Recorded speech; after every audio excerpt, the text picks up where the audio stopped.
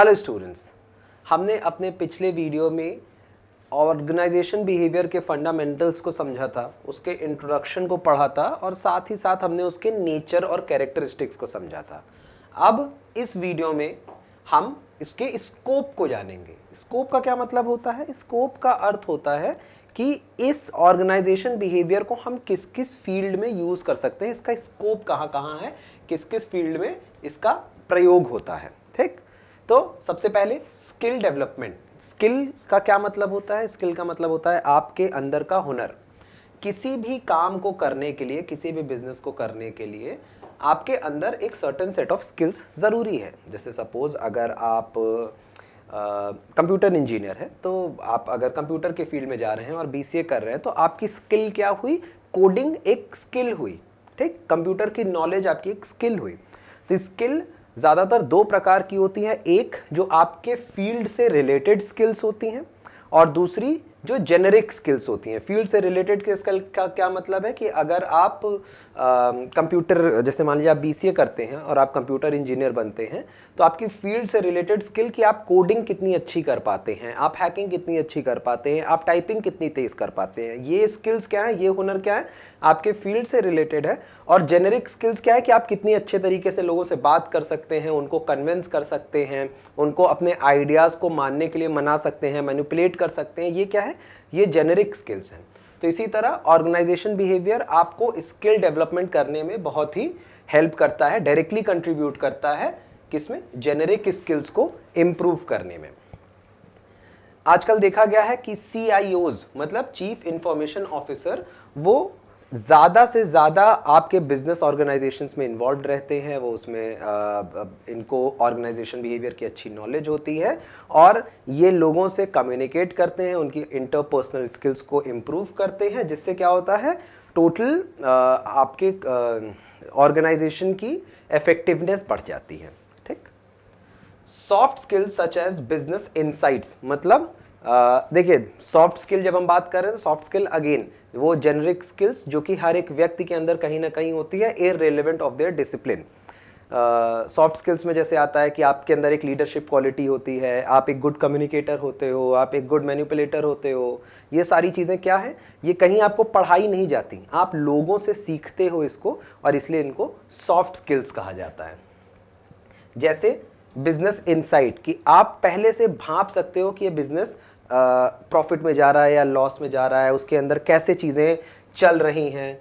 Communication, leadership, project management becomes more important as a specialist such as information technology professional gets more involved into overall business। ये सारी चीज़ें और professional तरीके से एक business में एक प्रोफेशनल रोल प्ले करने लगे तब से, जब से इंफॉर्मेशन टेक्नोलॉजी प्रोफेशनल के स्पेशलिस्ट इस बिजनेस में इन्वॉल्व होने लगे।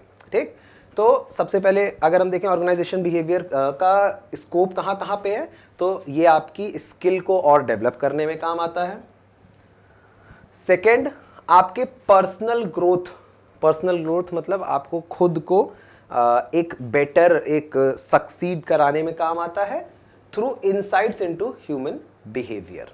ठीक, बहुत सिंपल चीज़ है कि अगर आपके अंदर ऑर्गेनाइजेशन बिहेवियर आपने पढ़ा है और ये आपके अंदर ये कला है, तो बहुत बार ऐसा होता है कि आप किसी दूसरे व्यक्ति से कुछ ना कुछ सीखते हैं और उस सीखने के कारण आप पर्सनली खुद भी ग्रो करते हैं।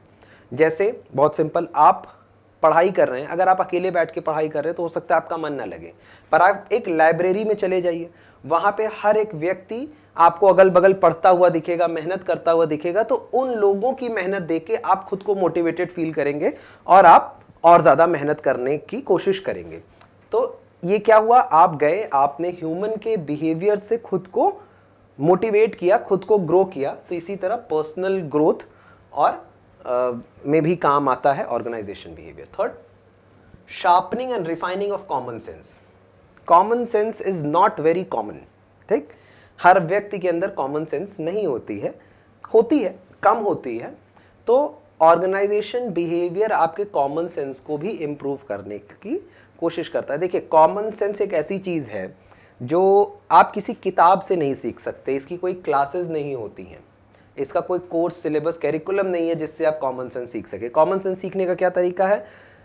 आप लोगों से ही कॉमन सेंस सीखते हैं, आप अपने घर परिवार से, अपने इन्वायरमेंट से इस चीज़ को पिकअप करते हैं। आपने देखा आपके पिताजी हैं, इस कोने से इस कोने तक रस्सी बांधनी है, अब ना इधर कुछ है ना इधर कुछ है, पर कुछ ना कुछ जुगाड़ लगा के वो इस तरफ एक कील बांध के कर दिया, इस तरफ कुछ करके बांध दिया, एक कॉमन सेंस का प्रयोग करके दोनों तरफ रस्सी बांध के अपने काम को चला लिया। क्या आप, कोई किताब आपको नहीं सिखा सकती कि अगर ऐसी सिचुएशन आती है तो आपको क्या करना चाहिए। ये क्या है, आप लोगों को करते देखते हैं, उन चीज़ों को आप समझते हैं, आप एनालाइज करते हैं और फिर अपनी लाइफ में उसको अप्लाई करते हैं। तो ऑर्गेनाइजेशन बिहेवियर आपको कॉमन सेंस को और शार्प और रिफाइन करने में भी काम आता है। ठीक, one can know through common sense that giving recognition to the people is generally an effective method of motivating them। बहुत सिंपल चीज़ है कि अगर आपका बेटर कॉमन सेंस होगा, सपोज आप एक मैनेजर हैं, ठीक, एक व्यक्ति, आप देख पा रहे हैं कि एक व्यक्ति बहुत ही मेहनत से काम कर रहा है, वो पूरी मेहनत और लगन से लगा हुआ है। अगर आप कॉमन सेंस आपके अंदर है तो कॉमन सेंस की बात क्या कहती है, शाबाश, बहुत अच्छा, तुम बहुत मेहनत से काम कर रहे हो, ज़रूर तुम्हें इसका फल मिलेगा। उससे क्या होगा, वो व्यक्ति और मोटिवेटेड फील करेगा और वो और मेहनत से काम करने में लग जाएगा। ऑन द अदर हैंड, अगर आपके अंदर ये कॉमन सेंस नहीं है, आपने देखा और देख के उसको इग्नोर कर दिया, तो क्या होगा, धीरे धीरे वो सोचेगा क्या मैं पागल हूँ जो मैं इतनी मेहनत से काम करता हूँ, इससे बेहतर तो जैसे सब कोई नहीं कर रहा है मैं भी नहीं करता हूँ। ठीक, तो ये क्या है, ये आप जो ऑर्गेनाइजेशन बिहेवियर है वो आपको ह्यूमन बीइंग को पढ़ने और परखने में मदद करता है और इसी से आपके कॉमन सेंस को और इम्प्रूव करता है। Enhancement of organisational and individual effectiveness. Effectiveness का मतलब असर।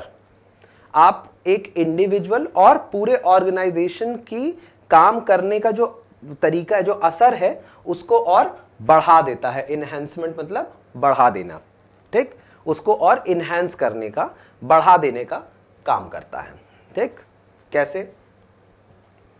बहुत सिंपल चीज़ है कि एक एम्प्लॉय को मोटिवेट करने के लिए काफ़ी सारे फैक्टर्स का इस्तेमाल होता है। अगर आपको एक अपने एम्प्लॉय को मोटिवेट करना है तो काफ़ी सारे फैक्टर्स उसमें वो करते हैं, रोल प्ले करते हैं। Motivation, personality factor, communication barrier, ये सारी चीज़ें आप अपने एम्प्लॉय से बात कर पा रहे हैं या नहीं, आप उसको मोटिवेट कर पा रहे हैं कि नहीं, आप उसकी पर्सनालिटी कैसी है, आपकी पर्सनालिटी कैसी है, इन दोनों को आप कंपेयर करते हैं, उस हिसाब से आप उसको मोटिवेट करते हैं। जब आप ऑर्गेनाइजेशन बिहेवियर पढ़ते हैं, जब आप इन चीज़ों को समझते हैं, तो उसमें ऑर्गेनाइजेशन बिहेवियर एक मेजर रोल प्ले करता है इन चीज़ों को, इन फैक्टर्स को देखते हुए उस एम्प्लॉय को और ज़्यादा मोटिवेट करने के लिए। जब एक इंडिविजुअल की इफेक्टिवनेस बढ़ेगी तो ऑफ कोर्स उसके साथ साथ पूरे ऑर्गेनाइजेशन की भी इफेक्टिवनेस बढ़ जाएगी। ठीक है। Improved interpersonal communication. Interpersonal communication मतलब एक व्यक्ति का दूसरे व्यक्ति के साथ कम्युनिकेशन को बढ़ाने में हेल्प करता है। Conflict resolution. कॉन्फ्लिक्ट रेजोल्यूशन मतलब अगर किसी व्यक्ति के, दो व्यक्ति या दो ग्रुप के बीच में विवाद है तो विवाद का मतलब होता है कॉन्फ्लिक्ट। रेजोल्यूशन मतलब उस चीज़ को सॉल्व करने में मदद करता है और टीम वर्क कराने में मदद करता है, मतलब एक टीम के रूप में लोगों को काम करवाने में मदद करता है। और ये सब चीज़ें जब आप कर सकते हैं, आप अपने झगड़ों को अलग सॉल्व कर सकते हैं, आप बेटर इंटरपर्सनल कम्युनिकेशन कर सकते हैं, आप टीम वर्क में काम कर सकते हैं। जब ये सारी चीज़ें होती हैं तो उससे ऑफ कोर्स आपके पूरे ऑर्गेनाइजेशन की इफेक्टिवनेस बढ़ जाती है, उसका असर और बढ़िया हो जाता है, बढ़ जाता है। ठीक, इसी के साथ आपका स्कोप खत्म होता है। Need of organisation behaviour, OB. Need of OB. Need मतलब ओबी की क्या ज़रूरतें हैं, ओबी की ज़रूरत क्या है। पहला point, understanding of self and other. अपने आप को, खुद को समझने के लिए और दूसरों को समझने के लिए हमें ओबी की नीड है। ठीक, खुद को समझने के लिए जैसे अपने इंटरपर्सनल रिलेशंस, मतलब खुद से खुद के रिलेशंस को बेहतर करने के लिए बहुत इम्पॉर्टेंट है कि हम ओबी को पढ़ें, उसमें ओबी की नीड होती है। कई बार ऐसा होता है कि हम खुद ही नहीं जान पाते कि हमें क्या चाहिए, हम किस फील्ड में बेटर कर सकते हैं, हमें कौन सा फील्ड ज़्यादा इंटरेस्टिंग लगता है। ये बहुत सारे आप एज ए स्टूडेंट आपके मन में बहुत आता होगा। तो इसी तरह मैनेजर्स के भी मन में बहुत ऐसे कॉन्फ्लिक्ट्स होते हैं कि क्या सही है। तो इंटरपर्सनल रिलेशंस को इम्प्रूव करता है वो भी, ठीक। एटीट्यूड, परसेप्शन, लीडरशिप, कम्युनिकेशन और ट्रांजैक्शनल एनालिसिस और कॉन्फ्लिक्ट्स को सॉल्व करने में काम करता है वो भी। इसके साथ साथ पर्सनालिटी को शेप देने में और दूसरों के साथ अच्छे से असरदार तरीके से डील करने में मदद करता है ओबी, ठीक। इस तरह से ओबी अपने आप को और दूसरों को जानने में मदद करता है, ठीक। Human behaviour can be studied at a various level. इनको अलग अलग लेवल पे भी पढ़ा जाता है। क्या क्या अलग अलग लेवल है? एक है इंडिविजुअल बिहेवियर, मतलब एक व्यक्ति का व्यवहार। इंटरपर्सनल बिहेवियर, मतलब एक व्यक्ति का दूसरे व्यक्ति से व्यवहार। एंड ग्रुप बिहेवियर, की जब व्यक्ति एक समूह में रहते हैं तो उनका आपस में व्यवहार कैसा होना चाहिए। इस चीज को समझने के लिए ओबी की जरूरत है, ठीक। इंडिविजुअल बिहेवियर, इंडिविजुअल बिहेवियर का मतलब why and how an individual behaves. कोई भी एक व्यक्ति मतलब क्यों और कैसा बिहेव करता है, ठीक। हमें सबसे पहले ये समझना होगा कि कोई भी व्यक्ति क्यों और कैसा बिहेव करता है। अगर कोई व्यक्ति हमारे सामने मुंह शांत करके, आंखें लाल कर कर बिल्कुल गुस्सा से खड़ा है और हमें पता ही नहीं है कि ये क्या कर रहा है, हमें ये समझ ही नहीं आ रहा है कि ये व्यक्ति बहुत ज़्यादा गुस्से में है और ये क्या कर रहा है, तो हम उससे कॉन्फ्लिक्ट रिजॉल्व कैसे करेंगे, या हम उसको कंसोल कैसे करेंगे, या हम उसको कैसे समझाएंगे अपनी बात को, ठीक। तो सबसे पहले ये इंपॉर्टेंट है कि why and how an individual behave, कि कोई भी व्यक्ति किसी सर्टेन सर्कमस्टांसेस में कैसे बिहेव करता है, ठीक, और क्यों बिहेव करता है। Human behaviour is affected by a number of psychological, social and cultural factor. किसी भी व्यक्ति का बिहेवियर, बर्ताव बहुत सारे फैक्टर्स की वजह से बदलता है। उसमें उसकी मनोस्थिति की वजह से, उसके सामाजिक स्थिति की वजह से और उसके कल्चरल फैक्टर्स की वजह से एक व्यक्ति का जो बिहेवियर होता है, जो उसका बर्ताव होता है, वो बदलता है। ऑर्गेनाइजेशन बिहेवियर क्या करता है? उस स्थितियों को और उस व्यक्ति के बिहेवियर को समझने में मदद करता है, ठीक। Next, interpersonal behaviour. Interpersonal behaviour क्या करता है कि यह दो व्यक्तियों के बीच के रिश्ते में वो कैसे एक दूसरे के साथ बिहेव करते हैं उसको समझने में मदद करता है। देखिए, human are the social animal, ठीक। ऐसा कहा जाता है कि humans are the social animal. हम एक सामाजिक जीव हैं और हमें समाज में रहना पसंद है। अगर किसी व्यक्ति को एक जगह चुपचाप बैठा दिया जाए तो वो बहुत अच्छा नहीं महसूस करेगा, बहुत जल्दी डिप्रेशन में चला जाएगा, ठीक। तो हमारी एक नीड है सोशलाइज करने की, कि हम एक दूसरे से मिलें और बातचीत करें, ठीक। इसमें क्या होता है? One can understand himself and others better. इस ऑर्गेनाइजेशन बिहेवियर की वजह से अब व्यक्ति अपने आप को और दूसरों को एक बेहतर तरीके से समझ सकता है। ये आपके इंटरपर्सनल स्किल, इंटरपर्सनल रिलेशन को समझने में और उनको बढ़ाने में मदद करता है। Understanding interpersonal behaviour is facilitated by the study of attitude, perception, role analysis and transactional analysis. Attitude, perception का मतलब है कि आप किसी व्यक्ति को किस तरह से देखते हैं। रोल एनालिसिस, की उसका इस समाज में क्या रोल है, हम ये समझते हैं। और ट्रांजैक्शनल एनालिसिस, इन सारे फैक्टर्स को देखते हुए हम दूसरे व्यक्ति को समझ सकते हैं। रोल एनालिसिस को अगर हम थोड़ा सा डिटेल में समझें, आप एक व्यक्ति हैं, दूसरा व्यक्ति आपसे उम्र में बहुत बड़ा है, ठीक। अगर आप उस व्यक्ति से उसी तरह से बात करेंगे जिस तरह से आप अपने मित्र से बात करते हैं, तो हो सकता है उस व्यक्ति को अच्छा ना लगे, तो वह आपसे बात करना पसंद नहीं करेगा। तो ये बहुत इंपॉर्टेंट है कि हम उसके रोल को एनालाइज करें कि वो आखिर किस रोल में है। आप जिस तरह से अपने जूनियर से बात करते हैं उस तरह से अपने सीनियर मैनेजर से बात नहीं कर सकते, ठीक, उसको अच्छा नहीं लगेगा। तो किस व्यक्ति से, जैसे हम लोग कहते हैं कि भाई आपस में जब बात करते हैं तुम ये कर दो, तुम वो कर दो, तुम ऐसे कर दो, बट जब हम अपने सीनियर से बात करते हैं तो सर आप ऐसे कर दीजिए, सर प्लीज़ आप इसको इधर, आप इस पे साइन कर दीजिए, सर प्लीज़ थोड़ा यहाँ आइए। हमारे बोलने का तरीका और हमारे बिहेव करने का तरीका अलग अलग व्यक्तियों के साथ अलग अलग होता है। तो ऑर्गेनाइजेशन बिहेवियर में हमें यही सीखना है, वो हमें ये सीखने में मदद करता है कि हमें किस व्यक्ति के साथ कैसा बिहेवियर रखना है, उसके रोल पे, उसके एटीट्यूड पे, उसके परसेप्शन पे डिपेंडेंट, उस फैक्टर्स को देखते हुए। ग्रुप बिहेवियर ये क्या करता है? It is a study of group dynamics, कि एक, जब देखो जब आप अकेले होते हो तो आप अलग तरह से बिहेव करते हो, पर जब आप ग्रुप में होते हो तो आप अलग तरीके से बिहेव करते हो। कोई भी व्यक्ति ऐसा नहीं है जो अकेले खड़ा हो और नाचने लगे, ठीक। अगर आपको डांस करना है और आप, मैं नॉर्मल व्यक्ति की बात कर रहा हूँ भाई, पागल इंसान तो कुछ भी कर सकता है, पर अगर आप एक नॉर्मल व्यक्ति हो तो ऐसा नहीं कि आप अकेले खड़े हो और आप नाचने लगोगे। पर वहीं आप एक ग्रुप में हो तो अगर पूरा ग्रुप डांस कर रहा है तो आप अपने आप उसके साथ नाचने लग जाओगे, थिरकने लग जाओगे, ठीक। आपका बिहेवियर एज एन इंडिविजुअल बहुत अलग होता है और आपका बिहेवियर जब आप ग्रुप में चले जाते हो तो बहुत अलग होता है। ये डिपेंड करता है कि उस ग्रुप के क्या नियम है, वह ग्रुप कैसा है और वहाँ के लोगों का बिहेवियर कैसा है। तो इसलिए जो ऑर्गेनाइजेशन बिहेवियर ओजी है वो आपको ग्रुप बिहेवियर को एनालाइज करने में मदद करता है और आपकी हेल्प करता है कि आप ग्रुप के डायनामिक्स को और बेटर कम्युनिकेट कर सकें। ग्रुप का डायनामिक्स का क्या मतलब हुआ? कि आपस के तालमेल को, कि ग्रुप में कैसी बॉन्डिंग है, कैसा तालमेल है, उसकी एनर्जी कैसी है, आप उसको बेटर कम्युनिकेट कर सकें। इफेक्टिव लीडरशिप और हाई मोरल बिल्डिंग में भी मदद करता है कि अगर आप लीडर बनना चाहते हैं तो एक असरदार लीडर बने। और हाई मोरल वैल्यूज़ मतलब आप सबका जो मोरल है, जो नैतिकता है, वो हाई रहे, आपकी एनर्जी हाई रहे। इन सब में आपको ऑर्गेनाइजेशन बिहेवियर मदद करता है। ह्यूमन रिसोर्सेज को मोटिवेट करने में मदद करता है। मतलब अगर आप मैनेजर हैं और आपके नीचे ढेर सारे एम्प्लॉयज़ हैं तो आपको उस एम्प्लॉयज़ से काम करवाना है, उसके लिए बहुत ज़रूरी है कि आप उनको मोटिवेट करते रहें।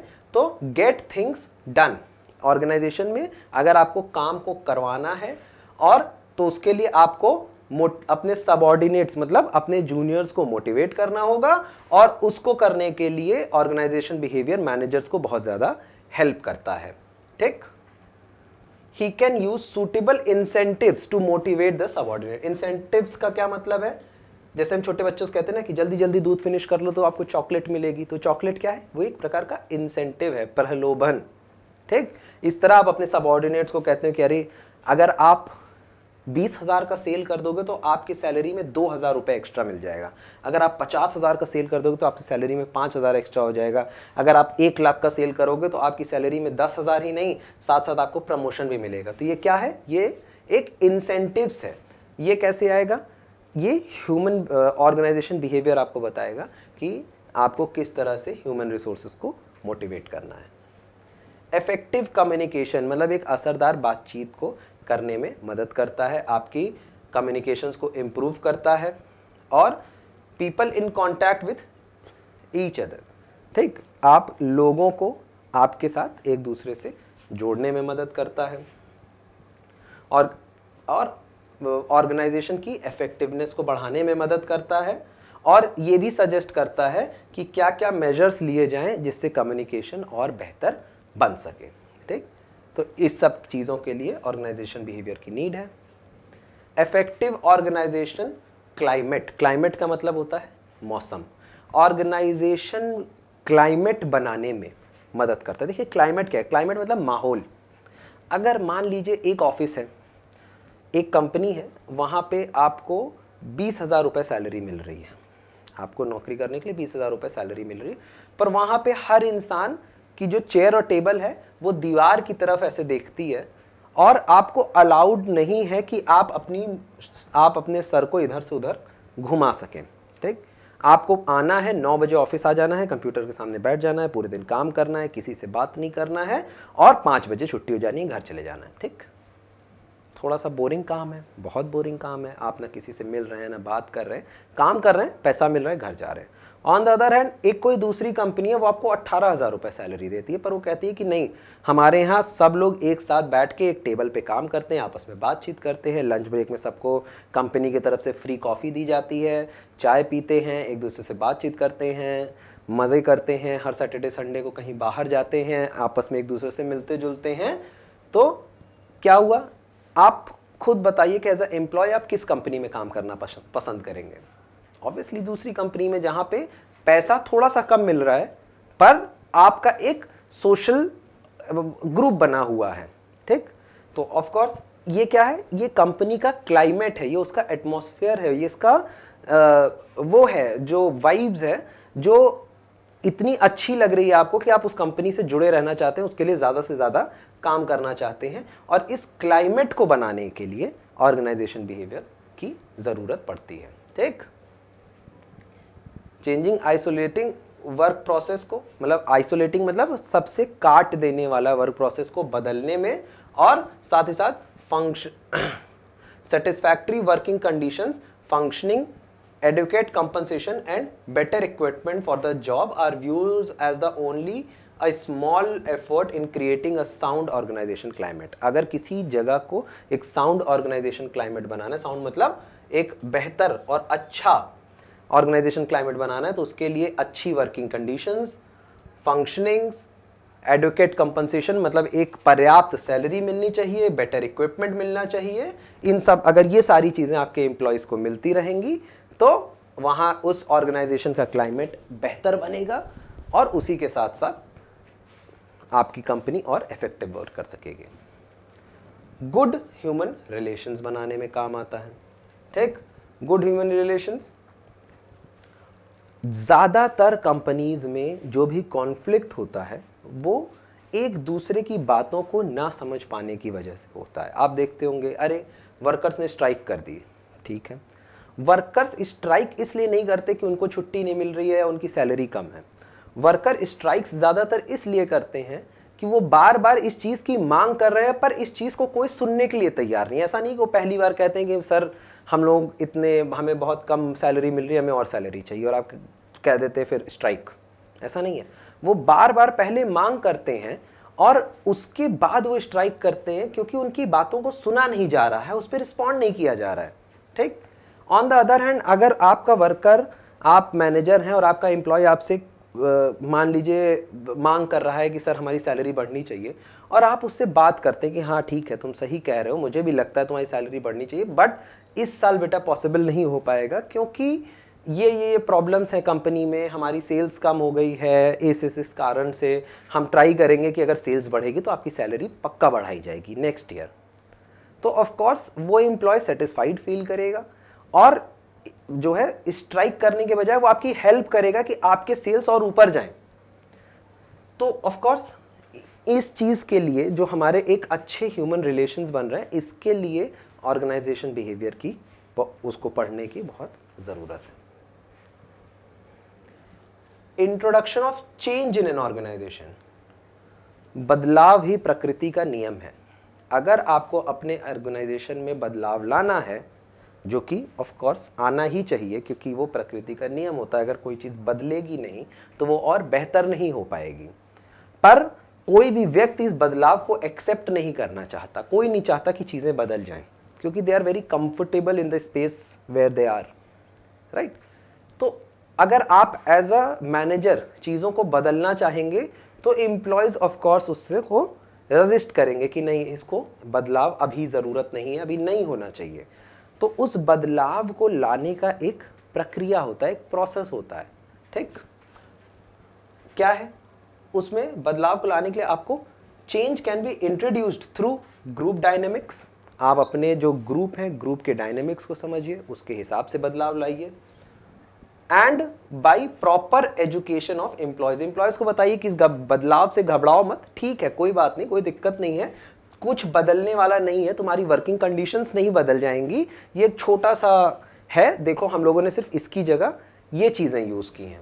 तो उनको आप अपने एम्प्लॉयज़ को एजुकेट करिए, इफेक्टिव कम्युनिकेशन करिए, उनको बदलाव के बेनिफिट्स को बताइए कि अगर इसके बदल जाने से आपका काम और आसान और बेहतर कैसे हो जाएगा, और सारी इंफॉर्मेशंस को उनके साथ शेयर करिए, तभी एक इफेक्टिव बदलाव आ पाएगा, ठीक? मुझे उम्मीद करता हूँ कि हम लोग यहाँ तक सब कुछ समझ चुके होंगे, स्कोप भी समझ चुके होंगे और नीड भी समझ चुके होंगे। अब नेक्स्ट वीडियो में हम इसके आगे देखेंगे। जुड़े रहिए हमारे साथ। Thank you very much.